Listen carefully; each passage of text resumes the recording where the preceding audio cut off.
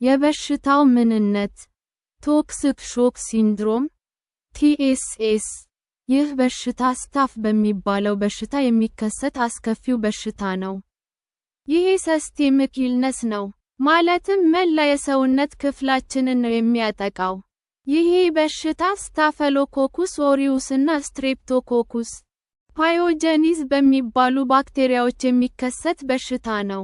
እነዚህ ባክቴሪያዎች የተወሰኑ የሰውነታችን ክፍሎች ሊቋቋሟቸው የማይችሏቸውን መርዞች ያመነጫሉ።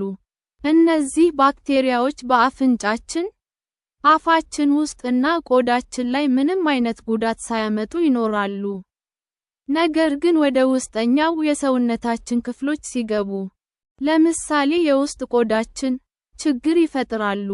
ስትሬፕቶኮኩስ ኦሪዩስ የሚባለው ባክቴሪያ ወደ ሰውነት የሚገባው በተቀደደ ቆዳ፣ በሴት ልጅ ብልት፣ አንድ ቦታ ላይ በተከሰተ ኢንፌክሽን፣ በቃጠሎ እና በጉሮሮ ነው።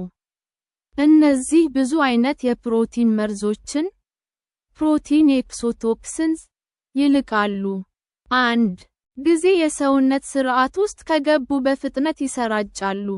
እነዚህ ባክቴሪያዎች የሚከተሉትን መርዞች ቶክሲክ ሾክ ሲንድሮም ቶክሲን ታይፕ 1 ስታፈሎኮካል ኤንተሮቶክሲን A B C D E እና H ይለቃሉ።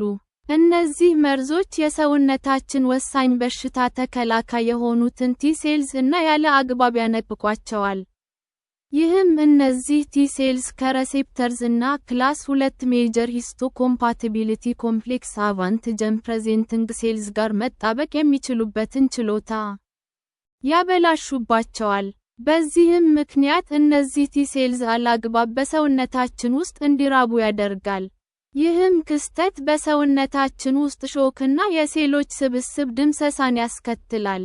በተጨማሪም በእነዚህ ባክቴሪያዎች የሚለቀቁ መርዞች የሰውነታችንን የደም ግፊት ቁጥጥር ስርዓትንም ያዛባሉ። ይህ ደግሞ የደም ግፊት ማነስን ሃይፖቴንሽን ያስከትላል። ኤፒዲሚዮሎጂ በሽታው ያለባቸው ሀገሮች ግሩፕ ኤ ስትሬፕቶኮካል GAS ቶክሲክ ሾክ ሲንድሮም የሚባለው በሽታ አይነት በአሜሪካና አውሮፓ ስርጭቱ እየጨመረ ይገኛል። ከ100,000 ሰዎች ወደ 4 የሚሆኑ ሰዎች በዚህ በሽታ ይያዛሉ። ከሚያዙት ውስጥ ከ30 እስከ 60% ሰዎች ይሞታሉ። ኮዘዝ የበሽታው መነሻ ምክንያት ይህ በሽታ ስታፈሎኮኩስ ኦሪዩስ ኦፈን ኮልድ ስታፍ አንድ ስትሬፕቶኮኩስ ፓዮጀኒስ ኦፈን ኮልድ ስትሬፕ በሚባሉ ባክቴሪያዎች የሚከሰት በሽታ ነው።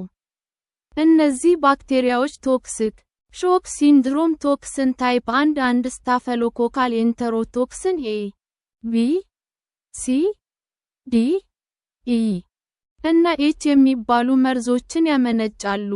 በአንደኛ ደረጃ ይህንን በሽታ የሚያመጣው መርዝ የኤክሶቶክሲን አፍ ቶክሲክ ሾክ ሲንድሮም ቶክሲን ታይፕ 1 የሚባለው ነው።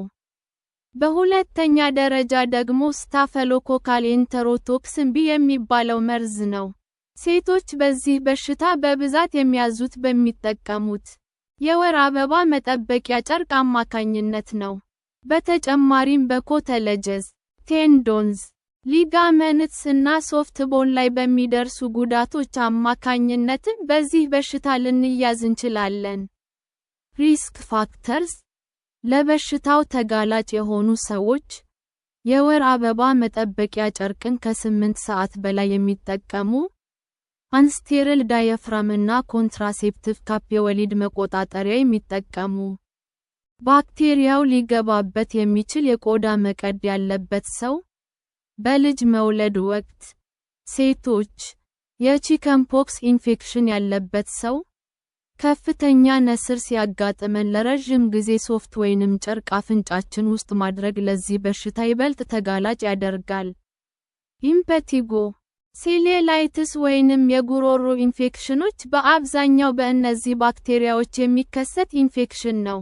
ሲምፕቶምስ የበሽታው ምልክቶች ከ38.9 ዲግሪ ሴልሺየስ በላይ የሆነ የሰውነት ሙቀት፣ የደም ግፊት በፍጥነት መውረድ፣ የቆዳ መላጥ፣ ቆዳ ላይ ቀይ ነጠብጣብ ምልክቶች መታየት፣ የኢንፍሉዌንዛ በሽታ አይነት ምልክቶች፣ የጉሮሮ መቆሰል፣ ራስ ምታት፣ ብርድ ማለት፣ የጡንቻ ህመም እና ሳል መታየት፣ ብርሃንን መቋቋም አለመቻል፣ መውደቅ፣ የኩላሊት ሥራ ማቆም፣ የድካም ስሜትና እንቅልፍ ማለት፣ የመተንፈሻ ክፍሎች ችግር መከሰት፣ የህመም ስሜት መሰማት እና ተቅማጥ።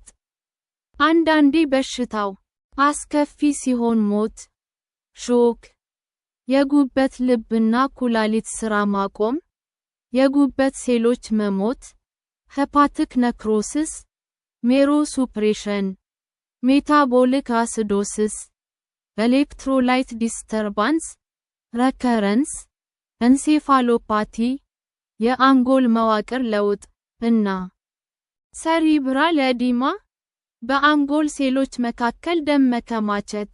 ዳያግኖሲስ አንድ ቴስት፣ የበሽታው ምርመራ፣ ሐኪሙ ስለ ተሰሙን የህመም ምልክቶች ሊጠይቀን ይችላል።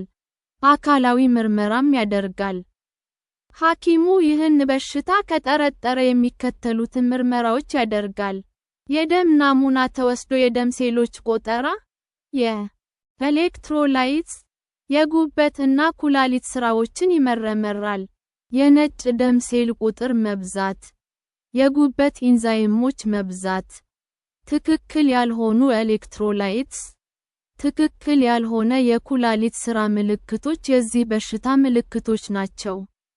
ሴቶች የዳሌ ፔልቪክ ምርመራ ይደረግላቸዋል።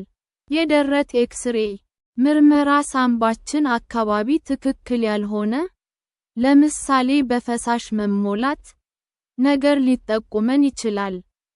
የልባችን ኤሌክትሮካርዲዮግራም (ኢሲጂ) ውጤት ስለ ልባችን ሥራ ሁኔታ ሊያሳየን ይችላል። እነዚህ ምርመራዎች የሚተገበሩት ይህንን በሽታ ከሌሎች ተመሳሳይ ምልክት ካላቸው በሽታዎች፣ ለምሳሌ ሮኪ ማውንተን ስፖተድ ፊቨር እና ሚዘልስ፣ ለመለየት ነው። ትሪትመንት አንድ ሜዲኬሽንስ፣ ለበሽታው የሚሰጥ ሕክምና። ሕክምናው ከበሽተኛ የሚለያይ ቢሆንም በአጠቃላይ ግን የሚከተሉት ሕክምናዎች ለዚህ በሽታ ይሰጣሉ። ሾክ ለማጥፋት ፈሳሽ በደም ስራችን፣ በቬን የደም ቱቦዎች፣ ይሰጠናል። ጸረ ባክቴሪያ መድኃኒቶች በደም ስራችን፣ በቬን የደም ቱቦዎች፣ ይሰጠናል። የተበከለውን ቁስል በቀዶ ጥገና ድጋፍ በጥልቀት ማጽዳት።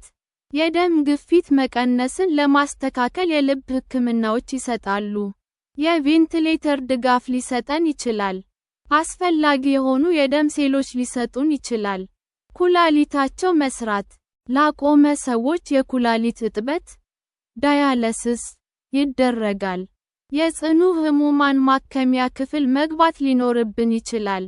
የሚከተሉት ጸረ ባክቴሪያ መድኃኒቶች ሊሰጡን ይችላል። ክሊንዳማይሲን፣ ክሊዮሲን፣ ኤኩዊስ ፔኒሲሊን ጂ፣ ፋይዘርፐን፣ ናፍሲሊን፣ ናሊፔኒን ዴክስትሮስ፣ ቫንኮማይሲን። ፕሬቬንሽን በሽታው እንዳይዘን መከላከያ ዘዴ፣ ባክቴሪያዎችን ለማስወገድ እጃችንን በአግባቡ መታጠብ። ሳኒቴሪ ናፕኪንስ በመጠቀም የወር አበባ ንጽህናችንን መጠበቅ። የቆዳ መቆረጥንና የቀዶ ጥገና ቁስልን በሚገባ ማጽዳትና ፋሻዎችንን በየጊዜው መቀየር። በድጋሚ ጥቅም ላይ መዋል የሚችል ሲሊኮን ሜንስትሩዋል ካፕ መጠቀም። ስንቀይረው እጃችንን በአግባቡ መታጠብ። የወር አበባ ጨርቃችንን በየ4 ወይም 8 ሰዓት መቀየር። ዌሪንግ ኤ ሎው አብዞርበንሲ ታምፖን ኦር ሳኒቴሪ ናፕኪን ዱሪንግ ሜንስትሬሽን ኦል ውንድስ ሹድ ቢ kept clean and monitored for signs of infection. Do not wear tampons if you have a personal history of toxic shock syndrome. This disease can recur